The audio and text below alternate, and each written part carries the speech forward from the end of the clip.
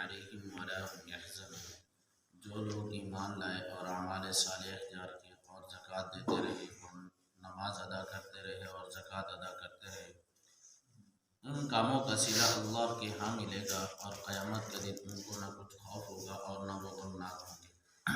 اس آیت مبارکہ کی تفسیر پہلے گزر چکی ہے۔ یا ایھا الذین آمنوا اتقوا اللہ وذروا ما بقی من الربا ان کنتم مؤمنین، اے ایمان والو تم اللہ سے ڈرو اور اگر ایمان رکھتے ہو تو جتنا سود باقی رہ گیا ہے اس کو چھوڑ دو۔ یہ جو آیت مبارکہ ہے اللہ تعالیٰ نے یہاں پر یہ فرمایا یا ایھا الذین آمنوا، اے ایمان والو تم اللہ سے ڈرو، جو کچھ تمہارا سود کا معاملہ باقی ہے اس کو چھوڑ دو۔ کیا مطلب؟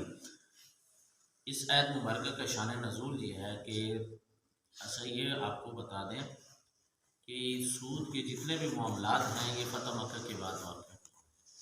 سود کی حکومت فتح مکہ کے بعد، یعنی آپ صلی اللہ علیہ وسلم کی وفات قریب ہے۔ آپ صلی اللہ علیہ وسلم کی وفات کیا ہے؟ قریب ہے۔ تو اس وقت یہ کیا ہے، سود کا معاملہ ہوا تو سود کی حرمت نازل ہوئی۔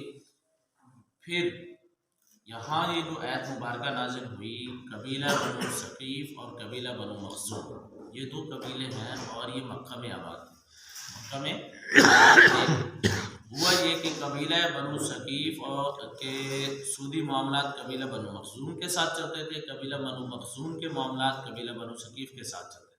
ان دونوں میں جو پاور والا تھا قبیلہ، وہ قبیلہ بنو ثقیف تھا۔ قبیلہ بنو مخزوم یہ تھوڑا کم درجے کے تھے۔ اب قدرت خدا کی یہ دیکھیں کہ زمانے جاہلیت ہے، اسلام نہیں لائے ہوئے، ایک دوسرے کے کیا ہے، خون کے پیاسے ہیں، لیکن انہوں نے ایسے تعلقات جوڑے ہوئے ہیں جو آج کا مسلمان کیا ہے، ایک دوسرے بہن بھائی آپس میں ترس رہے ہیں۔ سالہ سال گزر گئے، بول نہیں رہے۔ آپ جہاں دیکھیں قبیلے کے قبیلے ان کے آپس میں تعلقات ہیں کہ اگر کیا ہے آپ کے ساتھ کوئی مسئلہ ہوا تو ہم آپ کی کیا کریں گے، خدمت کریں گے، اور اگر ہمارے ساتھ ہوا تو آپ ہمارا تعاون کریں گے۔ یہ زمانے جاہلیت میں ہو رہا ہے۔ تو اس طریقے سے پہلے قومیں آباد تھی۔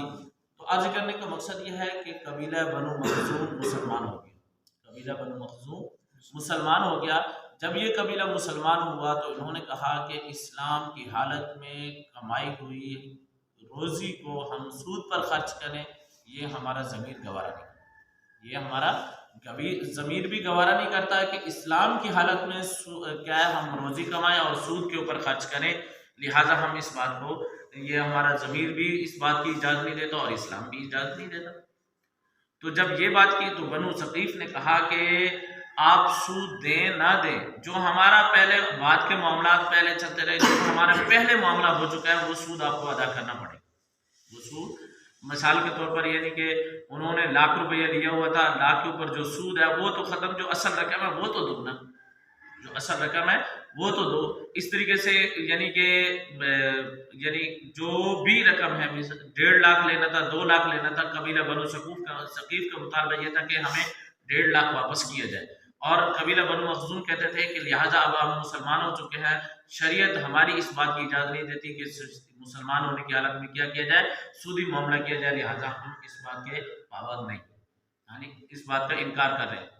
تو یہ حکم اس وقت، یہ معاملہ مکہ میں پیش آیا تو اس وقت علاقے کے جو گورنر تھے، ایک روایت میں آتا ہے سیدنا معاذ بن جبل رضی اللہ تعالیٰ، اور ایک روایت میں آتا ہے کہ عتاب بن اسید رضی اللہ تعالیٰ، کتاب ہے یا اتاب ہے،